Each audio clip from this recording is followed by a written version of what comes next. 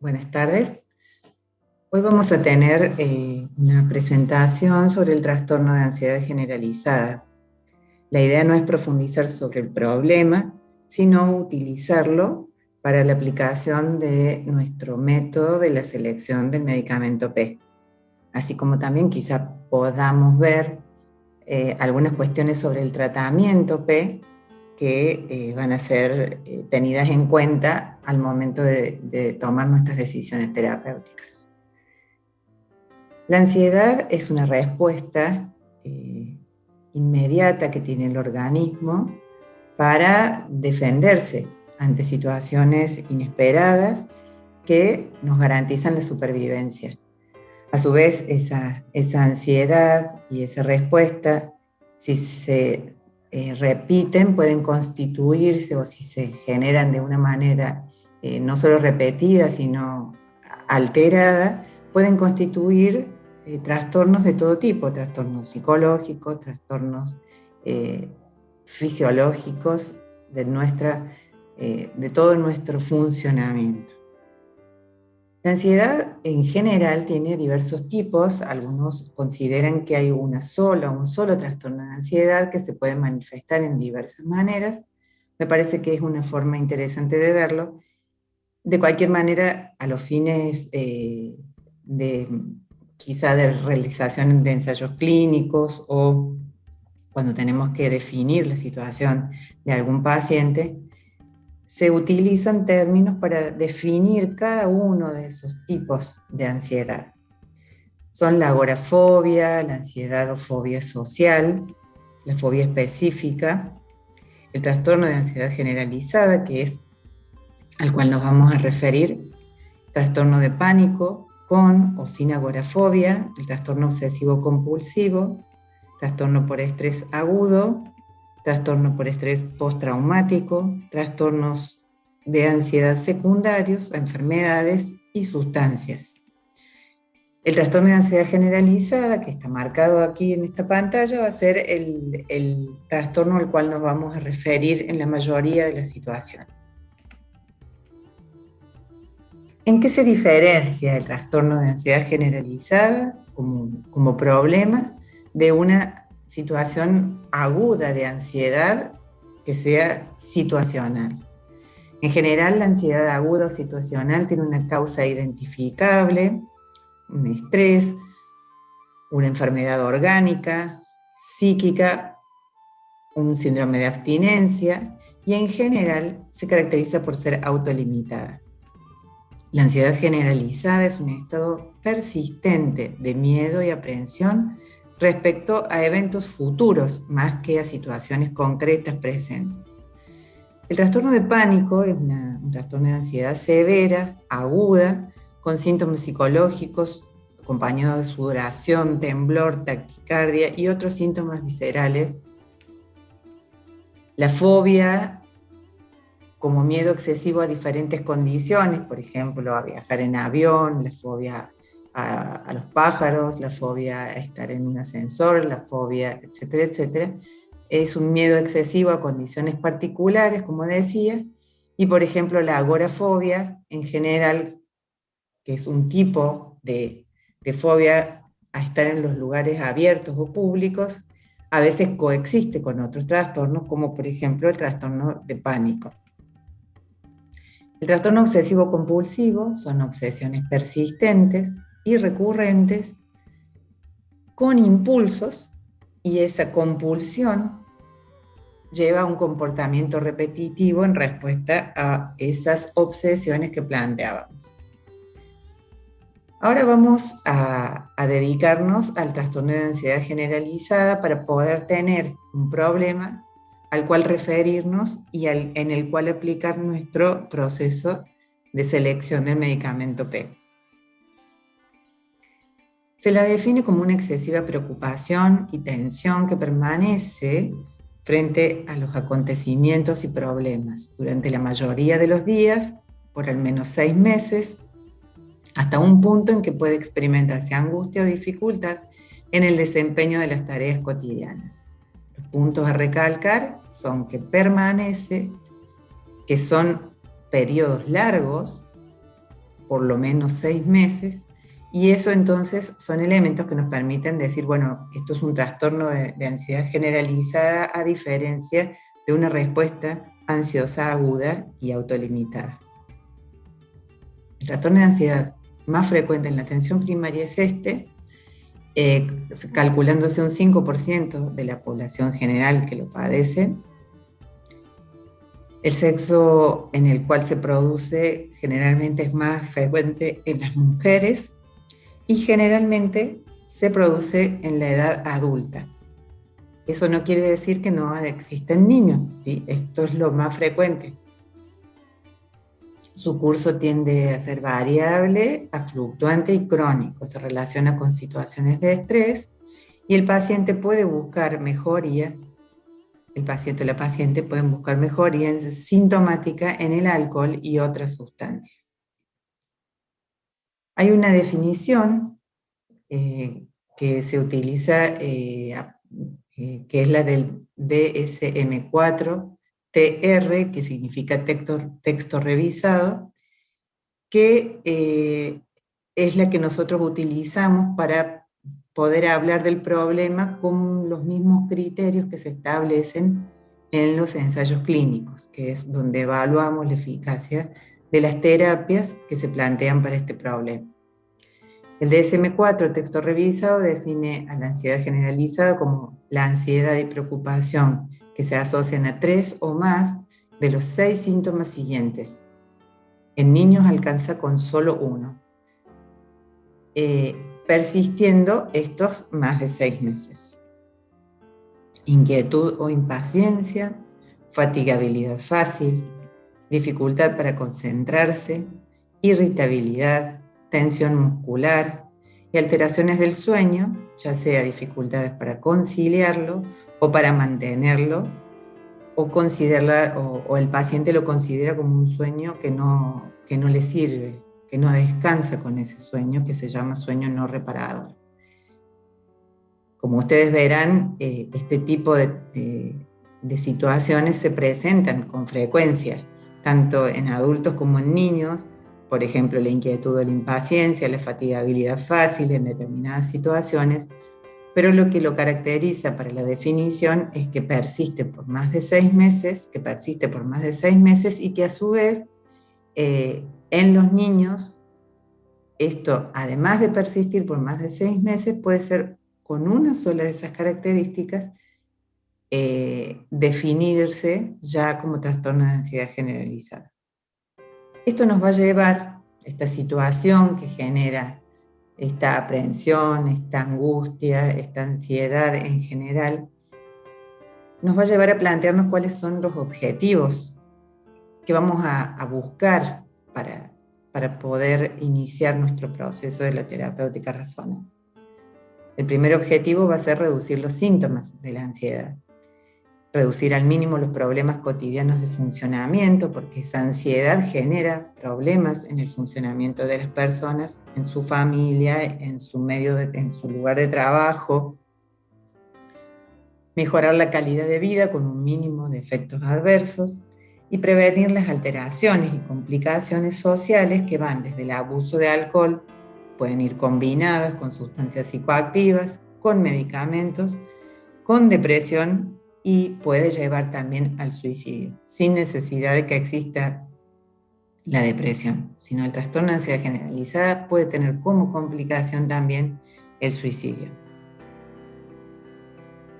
En general, vamos a partir de establecer los objetivos terapéuticos, tendremos que definir cuáles serían las estrategias no farmacológicas a las cuales se les ha encontrado utilidad, sobre todo en ensayos clínicos, en esas nos vamos a basar, y las que en general tengan alto grado de recomendación. Y luego vamos a hablar de las medidas farmacológicas. La psicoterapia, que en general se acompaña o puede ir con técnicas de relajación, también reducir la ingesta de psicoestimulantes, el más importante es la cafeína y en sus diferentes formas Nosotros tomando mate también ingerimos cafeína, o el té negro también tiene cafeína. Reducir entonces la ingesta de psicoestimulantes, teniendo en cuenta que tienen una absorción lenta y que los niveles plasmáticos máximos se alcanzan alrededor de las 3 a 5 horas de haberlo consumido. Identificar y actuar sobre los factores desencadenantes, tratar enfermedades subyacentes en caso de que fueran las que desencadenan la situación o que la mantienen o que la empeoran, evitar el consumo de sustancias que empeoran el cuadro también, por ejemplo, estimulantes o situaciones indirectas que generan, por ejemplo, en un paciente con insomnio que tenga que levantarse muchas veces a la noche, por ejemplo, para ir a orinar, porque utiliza diuréticos, son elementos que tenemos que tener en cuenta como empeoradores o como situaciones que empeoran el cuadro. El tratamiento de la ansiedad va a depender del tipo y de la gravedad, por ejemplo, el trastorno de pánico, la ansiedad generalizada, las fobias y el insomnio de larga duración, generalmente responden a la terapia cognitiva del comportamiento o terapia cognitivo-conductual, cuyo término es Cognitive Behavior Therapy, CBT. ¿Por qué ponemos esta sigla? Porque es útil a la hora de buscar ensayos clínicos con el término en inglés. Esta terapia es útil y aumenta la eficacia del tratamiento farmacológico. Eso es lo que se ha logrado demostrar. Las medidas farmacológicas son varias, ¿sí? Existen distintos fármacos, distintos grupos farmacológicos que se están experimentando en ensayos clínicos y que se han experimentado. Nosotros vamos a hablar de los dos grupos principales, ¿sí?, de fármacos que vamos a tener en cuenta a la hora del tratamiento farmacológico del trastorno de ansiedad generalizada. En general se dividen en dos grandes grupos: los ansiolíticos y los antidepresivos. Los ansiolíticos, como la palabra lo dice, se utilizan para, si nos guiamos por el término, destruir la ansiedad. Ese término fue establecido por la industria farmacéutica y propuesto para que toda situación en la que se presentara ansiedad se piense automáticamente en destruirla. Es un término del mercado. En realidad, los medicamentos que se utilizan como ansiolíticos son sedantes. Los antidepresivos, en general, también se los ha llamado psicoanalépticos, o se los llama, y también es un término que ha establecido la industria. ¿Por qué? Porque ante una situación de depresión necesitamos un antidepresivo. Pero aquí, en el trastorno de ansiedad generalizada, es un área en la cual los antidepresivos han demostrado que pueden ser una herramienta en el tratamiento farmacológico. Otras terapéuticas farmacológicas, como los anticonvulsivantes, la pregabalina, que es la más utilizada, por ejemplo, no está autorizada para el trastorno de ansiedad generalizada por la FDA en Estados Unidos. También está la quetiapina, un antipsicótico, la hidroxicina, que es un antihistamínico sedativo. En general, según la clasificación ATC, tenemos dentro del grupo de los ansiolíticos, que son sedantes menores, así se los llama, al código N05BA. Todo eso en el código ATC, anatómica, terapéutica y química, son ATC, que significa la clasificación anatómica, terapéutica y química. La C es de química en inglés, que nos permite agrupar a los fármacos según estas características. Benzodiazepinas son el grupo más importante Y dentro de ese grupo está el clordiazepóxido, el diazepam, que son los más antiguos, clorazepato, lorazepam, bromazepam, oxazepam, alprazolam.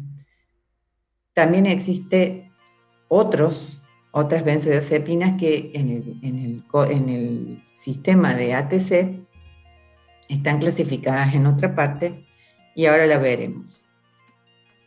Las azapironas son un grupo de fármacos de los cuales solo existía la buspirona y la cual ya no se encuentra en nuestro mercado. Dentro de la clasificación ATC, los N03AE son los anticonvulsivantes y dentro de esos anticonvulsivantes, las benzodiazepinas que se utilizan como anticonvulsivantes, aparece el clonazepam. Es decir, que la benzodiazepina clonazepam, que es uno de los ansiolíticos más utilizados, no aparece clasificada como ansiolítico, sino como anticonvulsivante. Así también la dosis diaria definida del clonazepam es mucho más alta que la que se usa normalmente en nuestro medio, ya que la utilidad que se le da en Argentina es como ansiolítico y en general no se le encuentra utilizada como anticonvulsivante. Las benzodiazepinas se pueden clasificar de diversas maneras. Una muy útil es ver su grupo químico y el origen, y a su vez el tiempo que dura la acción para que podamos tener en cuenta en qué situaciones nos pueden servir. Las cetobenzodiazepinas, de las cuales las más conocidas son el diazepam, clordiazepóxido y bueno, el clorazepato, que es muy poco utilizado en nuestro medio. De esta es el diazepam, digamos que es la más conocida en nuestro medio. Las nitrobenzodiazepinas, de las cuales tenemos nitrazepam, flunitrazepam y clonazepam. Ahí está el que hablábamos recién. Las hidrobenzodiazepinas, lorazepam, oxazepam, bromazepam, medicamentos que tienen una vida media más corta, como lo pueden ver en la última columna, donde se puede observar cómo, por ejemplo, el diazepam tiene una vida larga de más de 30 horas, que puede llegar hasta 200 horas en el organismo. El clonazepam tiene de 19 a 60 horas y tiene como promedio, se lo considera como de vida media intermedia. Intermedia a larga, ¿sí? Ahí está el clonazepam. El lorazepam, oxazepam y bromazepam en general son considerados de vida media corta, que dura de 8 a 15 horas como promedio, y aquí se puede ver en esta columna, la penúltima, cuáles tienen metabolitos activos y cuáles no, lo cual define también el tiempo que van a permanecer dentro del organismo, más allá del tiempo que dura las drogas sin metabolizar. Luego tenemos las triazolobenzodiazepinas, de la cual triazolam y alprazolam son las más comunes y las que tenemos al alcance en forma permanente. El triazolam se ha retirado del mercado. Podemos después hacer algún comentario sobre esto. Son de vida media ultra corta, 4 a 8 horas, con metabolitos inactivos. Y las imidazolobenzodiazepinas, el midazolam, cuyos metabolitos activos no definen que tenga una vida media larga y su acción es ultra corta. Su vida media es ultra corta, así como su acción. De estos que vemos acá, por ejemplo, es interesante recordar que el flunitrazepam es un medicamento que, por ejemplo, en Estados Unidos es considerado droga peligrosa. ¿Por qué? Porque produce un cuadro de amnesia anterógrada útil para cometer delitos, ¿sí? Entonces se lo llama también la droga de las violaciones de cita. Podemos profundizar sobre eso si ustedes quieren, hacen la consulta y hablamos sobre ese asunto. Otra de las cosas para hacer notar acá, entre las triazolobenzodiazepinas y el triazolam que se retiró del mercado, se hizo porque en los ensayos clínicos en los cuales se había probado su eficacia fundamentalmente como hipnóforo para producir sueño y para las personas que tenían insomnio y que necesitaban no quedar con un efecto de borrachera, ¿sí? O de resaca en el día posterior, utilizaron una benzodiazepina de acción corta. Resulta que este medicamento producía una situación posterior a tomarla, de la cual luego los pacientes no se acordaban. ¿Sí? Es una amnesia anterógrada parecida a la que se produce con el flunitrazepam, en la cual se producían hechos que podrían haber sido, por ejemplo, el caso de que desencadenó todo el problema fue de una mujer que asesinó a su madre. Luego de ese episodio se analizaron los estudios que habían dado origen al triazolam, que habían permitido su comercialización, y se encontró que la empresa productora había ocultado estos datos de los ensayos clínicos. Así que bueno, juicios a las empresas, multas millonarias, y así fue como el triazolam quedó fuera. Es decir, el triazolam ya no está en el mercado, sí lo está el flunitrazepam, y tiene una indicación limitada que es para el insomnio, que no responde a ningún otro tratamiento. Aquí podemos ver cómo clonazepam tiene su tiempo de vida media de 19 a 60 horas, ¿sí? Por eso es importante no considerarlo como un medicamento de vida media corta. Diazepam, que tiene 40 a 100 horas con metabolitos activos incluidos. El alprazolam, que sí es considerado como de vida media corta o intermedia. El bromazepam, de 8 a 30 horas. El lorazepam, de 8 a 24. Esos datos de los cuales hablamos son los que permiten también definir otras cuestiones, tanto el momento en el que lo vamos a necesitar o la utilidad que pueden tener, como las reacciones adversas. Aquí vemos en el mecanismo de acción de las benzodiazepinas cómo tienen en común un receptor que está compuesto por diferentes puntos o sitios donde actúan diferentes sustancias y neurotransmisores propios de nuestro organismo. El neurotransmisor es el que está mediando todo el efecto de las benzodiazepinas, el neurotransmisor del cual se aumenta o se disminuye la permeabilidad y el paso a través del receptor y la unión al receptor, es el GABA. El GABA produce un aumento de la permeabilidad al ion cloruro, lo cual estabiliza membranas y por lo tanto produce como efecto esta sedación o este efecto anticonvulsivante. Ese sitio tiene receptores para el etanol, para el alcohol, ¿no? Sitio barbitúrico, sitio para el GABA propiamente, ahí se lo ve. Aquí tenemos el sitio para el etanol, aquí se encuentra el sitio de los barbitúricos, aquí se encuentra el sitio del GABA en la unidad alfa. En la unidad gamma se encuentra el sitio de las benzodiazepinas. Y así podemos ver cómo casi todos tienen que ver con el ionóforo del cloruro.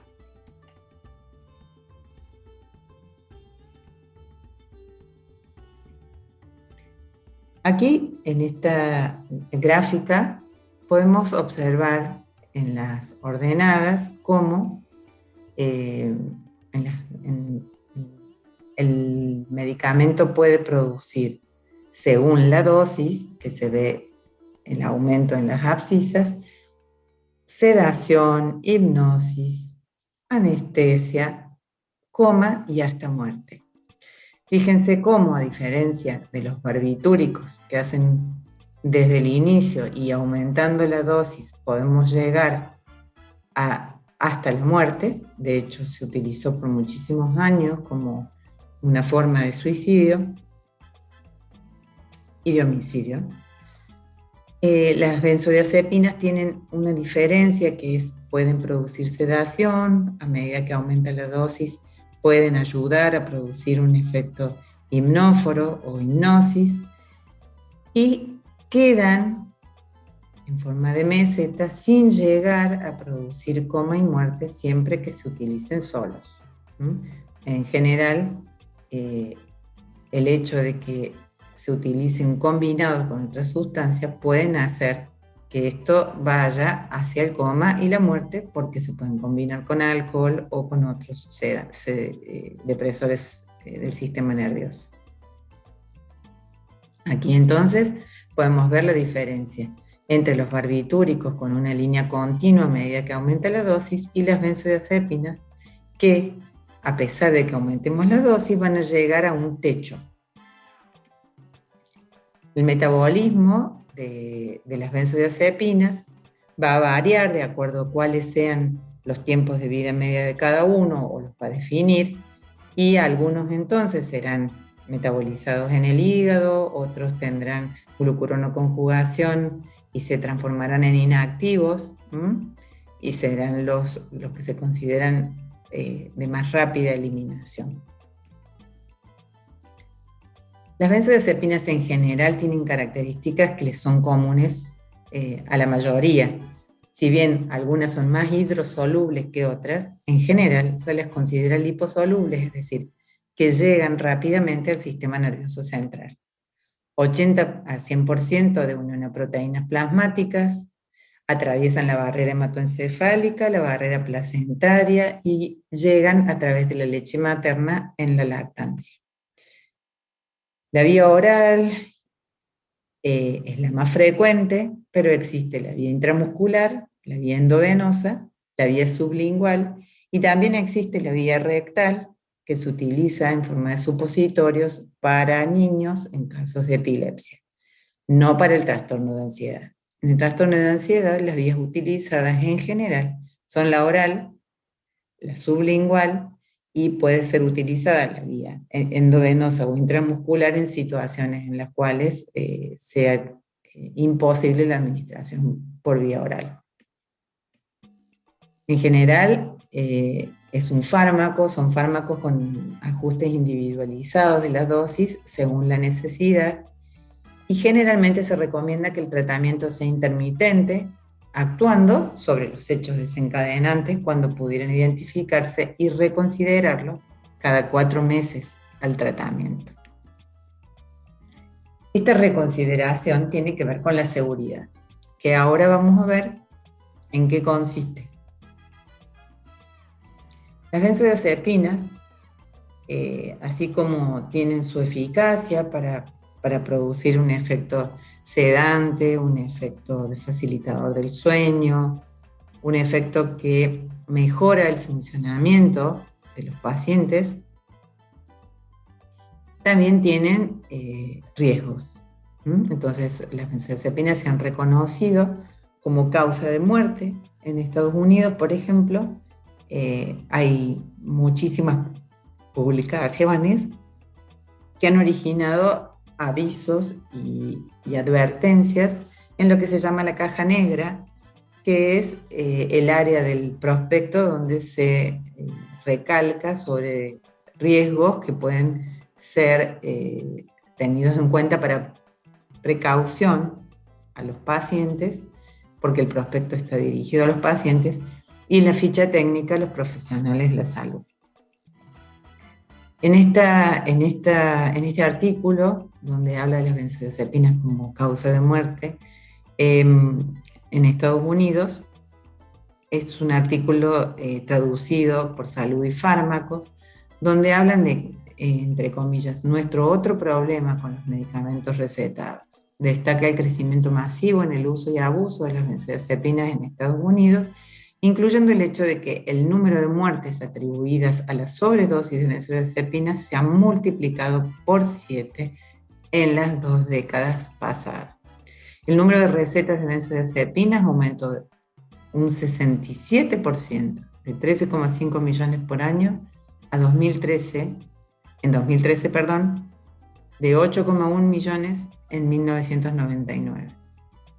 3/4 de las muertes atribuidas a las benzodiazepinas también involucran un opiáceo, lo que en 2016 resultó en advertencias de la FDA sobre el peligro de combinar estos medicamentos.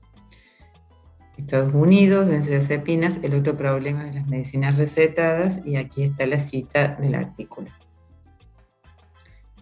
En Estados Unidos, entre 1999 y 2006, los ingresos hospitalarios por intoxicación aguda por opiáceos o hipnosedantes aumentaron en un 65%, desde 43.210 a 71.355. El mayor incremento está vinculado a las intoxicaciones por benzodiazepinas, que subieron de 26.321 a 36.700. En cada una de estas filminas ustedes tienen la cita para poder profundizar sobre el tema. Esta es una publicación en Drug Safety, donde habla... esta no es de Drug Safety. Esta es de drugs.com de los Estados Unidos, donde se habla de una comunicación de seguridad de las benzodiazepinas como clase, es decir, todas las benzodiazepinas como clase, en las cuales se recomienda incorporar en las advertencias los siguientes puntos. La FDA requiere que se hagan más claros los riesgos de las benzodiazepinas en la información que se va a publicar en las fichas técnicas y en los prospectos. Esta información debe describir el riesgo de abuso, de mal uso, de adicción, de dependencia física y, por lo tanto, las reacciones por retirada, consistentemente y de acuerdo a la clase. La FDA exige que se actualice el recuadro de advertencia de benzodiazepinas, que incluye los riesgos de abuso, mal uso, adicción, etcétera, lo que decíamos recién. Esto está traducido de lo que estaba en inglés. Y le recomienda a los profesionales que consideren la situación del usuario y los otros medicamentos que está tomando. Evalúe el riesgo de abuso, mal uso y adicción. Limite la dosis y la duración de cada medicamento al mínimo necesario para lograr el efecto clínico deseado al prescribir benzodiazepinas, solas o en combinación con otros medicamentos. Use una disminución gradual para reducir la dosis o suspender para reducir el riesgo de reacciones agudas de abstinencia. Y tome precauciones cuando las benzodiazepinas se utilicen en combinación con opioides. Todas estas recomendaciones tienen que ver con problemas que se han detectado en la práctica y en la actualidad y en todos estos años de seguimiento de uso de benzodiazepinas, de combinación con opioides, etc. Estos efectos adversos, en general, tienen que ver con depresión del sistema nervioso central, con resaca, con incoordinación motora, somnolencia, dificultad en la concentración, amnesia, que es esta amnesia que les decía, anterógrada, confusión, delirios, efectos eufóricos, y también es la hipotermia, una reacción adversa que se puede producir con las benzodiazepinas, que queda registrada en la revista Prescrire, en una publicación francesa, una revista que se dedica a publicaciones sobre medicamentos y a uso racional de los mismos, donde entre los medicamentos que lista como productores de hipotermia se encuentran las benzodiazepinas. La dependencia es uno de los problemas que tenemos con las benzodiazepinas, que es lo que genera luego el síndrome de abstinencia. La dependencia puede ser psíquica, que es una dependencia que no genera síndrome de abstinencia y que es manejable, incluso simplemente con tener las pastillas, el paciente puede sentirse seguro y tranquilo, pero el síndrome de abstinencia por dependencia física se produce en aquellos casos en los cuales se retira el medicamento de golpe en un paciente que lo utiliza o por dosis altas o en dosis altas o por tiempos prolongados. La abstinencia por dependencia que les describí recién puede coincidir también ese síndrome con una ansiedad de rebote que se genera al retirarlo del medicamento, insomnio de rebote, cefalea, irritabilidad, dolor muscular, efectos cardiovasculares como hipotensión, bradicardia y taquicardia. La depresión respiratoria puede producirse, pero en dosis altas o en interacción, como decíamos, con el alcohol o con otros depresores. Este síndrome de abstinencia se puede manifestar en diferentes maneras. Puede ser leve y que puede ir con los síntomas de anorexia y ansiedad leve. Puede ser moderado a severo, donde el cuadro es de ansiedad, nerviosismo, irritabilidad, pánico, temblor, sudoración, palpitaciones, disestesias, síndrome similar a la gripe y alteraciones de la memoria, ansiedad, agitación, aumento de la sensibilidad a la luz y los ruidos, parestesias, calambres, crisis mioclónicas, trastornos del sueño y vértigo.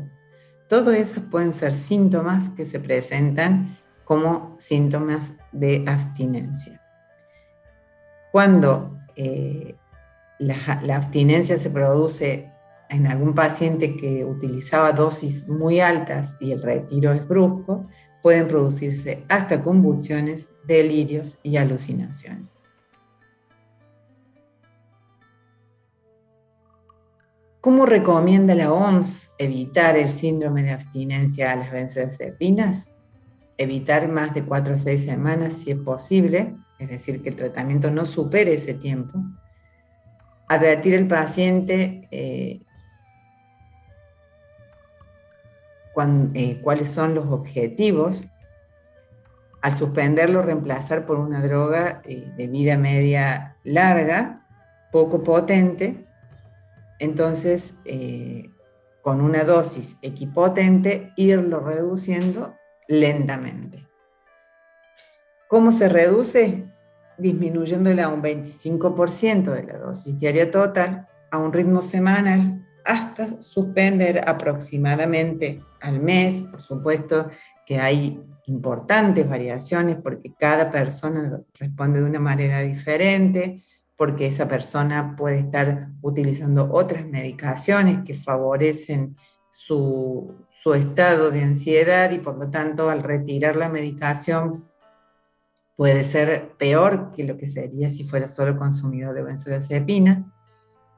Entonces, es variable. Esta es una recomendación general, disminución de esa nueva benzodiazepina de acción larga en un 25% de la dosis total diaria a un ritmo semanal hasta suspenderlo aproximadamente al mes. Esto en general en los pacientes que llevan mucho tiempo utilizándolo no alcanza. O sea, un mes es un corto tiempo y en general puede llevar meses, incluso años, terminar de retirar las benzodiazepinas. Es muy importante el apoyo emocional cuando se llega a la última dosis, porque hay que demostrarle o recordarle al paciente que son molestias que se van a acabar y que van a desaparecer pronto, pero también tenemos que estar para, en caso de que sea necesario, volver a la dosis anterior, o sea, que el escalón vuelva a subir y luego, si el paciente lo puede tolerar, volver a intentar las reducciones. ¿Cuáles son los factores que se vinculan, que están relacionados, que influyen en la dependencia? Las benzodiazepinas de vida media corta, las dosis elevadas de esas benzodiazepinas o de cualquier otra, el tratamiento por más de 3 meses, las características de la personalidad tienen mucho que ver, porque hay personas que tienen tendencia a sentirse dependientes, a ser dependientes de medicamentos, la vida media de eliminación corta y evidencias de tolerancia o escalada nos pueden sugerir que este paciente tiene un mayor riesgo de dependencia. Por ejemplo, personas que primero respondían a dosis bajas y que cada vez han tenido que utilizar dosis más altas, entonces eso nos indica que para el mismo efecto ha necesitado ir subiendo la dosis, es lo que se llama escalada. ¿Qué cosas hay que tener en cuenta al momento de la selección de una benzodiazepina? Que las de acción corta sirven para el insomnio, para la ansiedad de rebote, que pueden producir abstinencia y que pueden producir amnesia anterógrada. La acción intermedia tiene como riesgo la acumulación de efectos residuales. Entonces, esos efectos residuales son los que aparecen al día siguiente, por ejemplo, cuando hay una incoordinación y que, por ejemplo, en personas que manejan transportes donde llevan a otras personas o manejan aviones o digamos, ellos mismos se conducen en automóvil, pueden generar problemas importantes, accidentes. Los fenómenos residuales consisten en una alteración de los reflejos, en ataxia, disartria, y se ha vinculado esos efectos residuales a las fracturas de fémur como una reacción adversa vinculada a la falta de reflejos, a la ataxia y a situaciones en las cuales un evento podría prevenirse si estuviéramos totalmente despiertos y atentos, como por ejemplo tropezarse con una alfombra, tropezarse con una mesa que normalmente está en un lugar determinado donde tenemos que pasar. Entonces, eso puede pasar porque no existe el reflejo normal que tenemos cuando no se toma la medicación. Es decir, que lo más importante en este punto, que los fenómenos residuales son una disminución de los reflejos, ¿sí? Pueden ir acompañados con ataxia, disartria, y esto puede conducir a fractura de fémur. La tolerancia, la dependencia y la abstinencia son elementos que hay que considerar. Las reacciones paradojales, que son poco frecuentes, más marcadas en ancianos o en niños, y que es una reacción contraria a lo esperado. Se aumenta la ansiedad, aumenta la hostilidad y las alteraciones de conducta social. Se manifiesta con una locuacidad, liberación emocional y excitación, excesivo movimiento. Puede ocurrir en menos de un 1% de las personas. El mecanismo no se conoce bien. Y los factores predisponentes que se conocen son la edad, niños y ancianos, la variabilidad genética en receptor GABA, el abuso de alcohol o trastornos psiquiátricos o de la personalidad. Y el tratamiento es el flumazenil o flumazenilo, que es un antagonista de las benzodiazepinas. Aquí podemos ver cómo en el boletín amarillo, que es el Boletín Groc del Instituto Catalán de Farmacología, aparecen avisos o pequeños informes donde llama la atención sobre señales de farmacovigilancia que deben ser tenidas en cuenta porque se obtienen no solo de los reportes o las notificaciones de reacciones adversas, sino del estudio de lo que sucede con esas notificaciones en el resto del mundo o en otras publicaciones. En esta habla de que el uso de psicofármacos aumenta el riesgo de accidentes de tránsito, ¿sí? Aquí está exactamente la forma en la que lo pueden encontrar en la página del instituto. Este es un boletín de información terapéutica de Navarra, donde habla de la multicausalidad de las caídas y el papel de los medicamentos, donde se ve que el riesgo de caída está vinculado con un odds ratio para determinados medicamentos en un número mayor. Por ejemplo, los antipsicóticos, los hipnóticos y sedantes, los antidepresivos, y dentro de eso, de ese mismo grupo, se incluyen las benzodiazepinas por separado de hipnóticos y sedantes. Fíjense que todos ellos, si sumamos aquí 1,54 con 1,48, dan alto riesgo de caída. El riesgo de caídas en ancianos está aumentado en los pacientes que utilizan antipsicóticos, hipnóticos y sedantes, antidepresivos y benzodiazepinas. También existe mayor riesgo con los antiarrítmicos, los diuréticos y la digoxina por distintos mecanismos, ¿no? En general, los antiarrítmicos por prolongar el intervalo QT, que sería la razón de estos accidentes.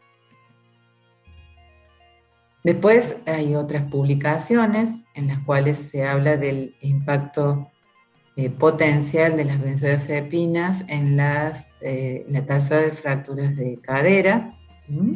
También, aquí están las citas. En esta de British Medical Journal se encuentra el riesgo de demencia con el uso de benzodiazepinas, un estudio prospectivo. Después, The Journal of Gerontology, donde Juan Gervas, que es un médico de familia de Madrid, hace un análisis sobre este artículo donde encuentra que las benzodiazepinas en los lugares geriátricos, digamos, donde hay gente mayor,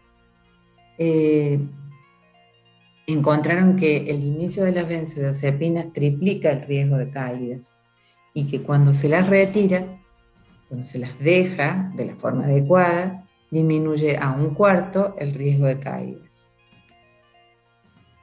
Luego este es otro artículo donde se habla en la prensa de Canadá sobre cómo se une o se vincula las benzodiazepinas a una mayor mortalidad entre los usuarios de benzodiazepinas más que la heroína, la cocaína y la cocaína.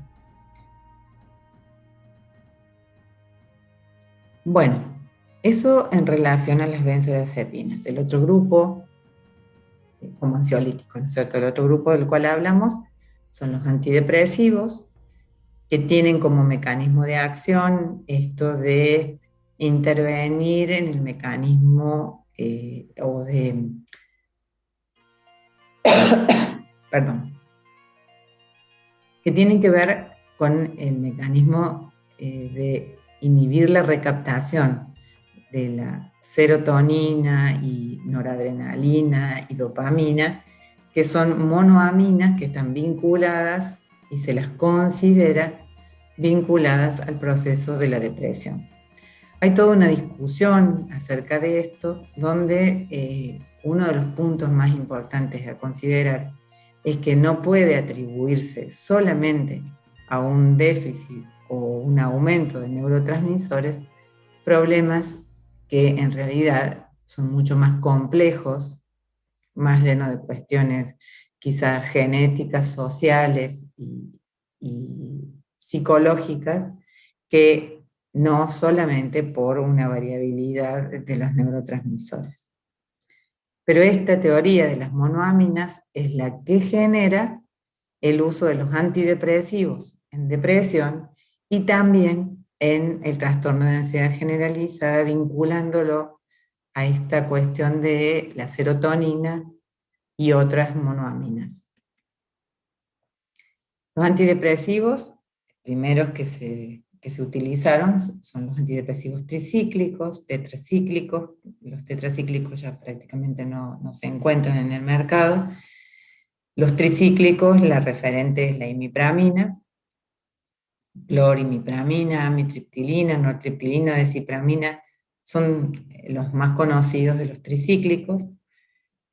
Aquí podemos observar en la acción anticolinérgica de los antidepresivos tricíclicos, que es por el bloqueo de los receptores muscarínicos, produce, antes que el propio efecto que se busca, tanto en depresión como en ansiedad, estos efectos anticolinérgicos que implican boca seca, visión borrosa y este tipo de trastornos, retención urinaria, etcétera, pueden ser perjudiciales tanto en las personas mayores como en aquellos que tienen algún tipo de trastorno, por ejemplo, en el sistema urinario, obstrucciones, como por ejemplo hiperplasia de próstata o algún otro tipo de problema cardíaco, por ejemplo. Y los otros, los más nuevos, son los inhibidores de la recaptación de la 5-hidroxitriptamina, 5-HT, la pueden ver aquí, o serotonina. Esta monoamina está vinculada, como ustedes ven, con el proceso de la depresión y también se lo considera en el trastorno de ansiedad generalizada. Fíjense que el primero, digamos, de los inhibidores de recaptación de serotonina fue la fluoxetina, también la llamaron la droga de la felicidad en el mercado, y luego aparecieron sertralina, paroxetina, venlafaxina, trazodona, fluvoxamina, citalopram, escitalopram, etcétera, etcétera. Desvenlafaxina, luego fueron apareciendo estas modificaciones de moléculas a medida que se iban venciendo las patentes para seguir con las ganancias.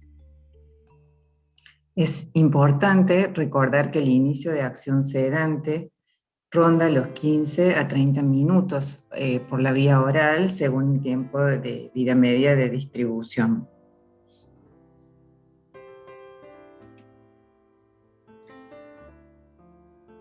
Las reacciones adversas, para evaluar la seguridad en el momento que tengamos que elegir nuestros medicamentos P, las obtuvimos de la ficha técnica, que es accesible para cualquiera, se puede obtener desde la página web, colocando el nombre de la droga, por ejemplo, y ficha técnica. Entonces, nombre de la droga más ficha técnica nos lleva a la Agencia Española de Medicamentos, que tiene en castellano la ficha técnica autorizada por la Agencia Europea de Medicamentos, y que es toda la información vinculada a ese producto que puede ser de utilidad para los profesionales de la salud. Es más amplia que el prospecto, la ficha técnica. Esta ficha técnica reúne las reacciones adversas en general de casi todos los inhibidores de recaptación de serotonina.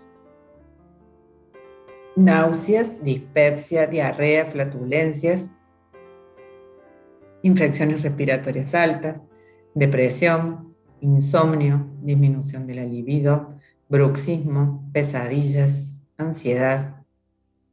La misma ansiedad que se quiere tratar puede ser consecuencia también del tratamiento.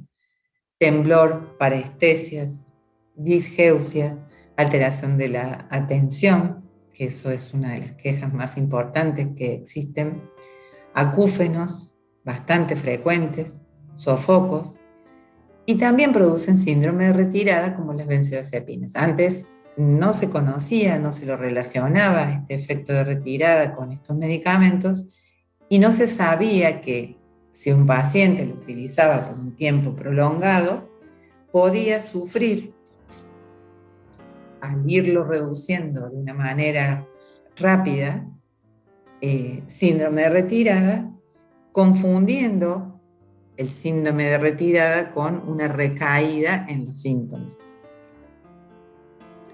Y aquí tenemos, igual en el boletín amarillo, pero ya vamos a ver otras fuentes de información, donde se habla de reacciones con los antidepresivos. IRS, por ejemplo, en el 2007 se los vinculó a la osteoporosis. Como interacciones se considera que podrían reducir el efecto del tamoxifeno, que es un medicamento que se utiliza para el cáncer de mama.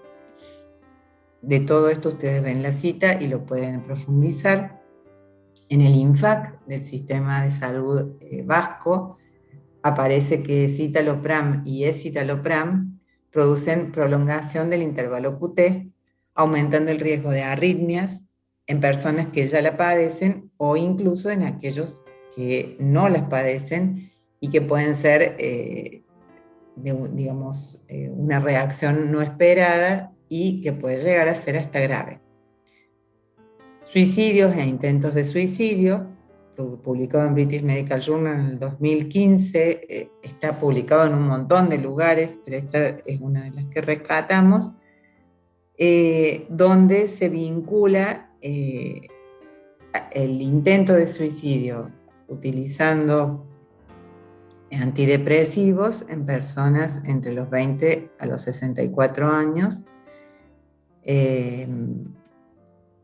Aquí lo que queríamos es mostrarles la escala de ansiedad de Hamilton, que es el instrumento que se utiliza, es la herramienta que sirve en los ensayos clínicos para evaluar tanto la eficacia, ¿sí?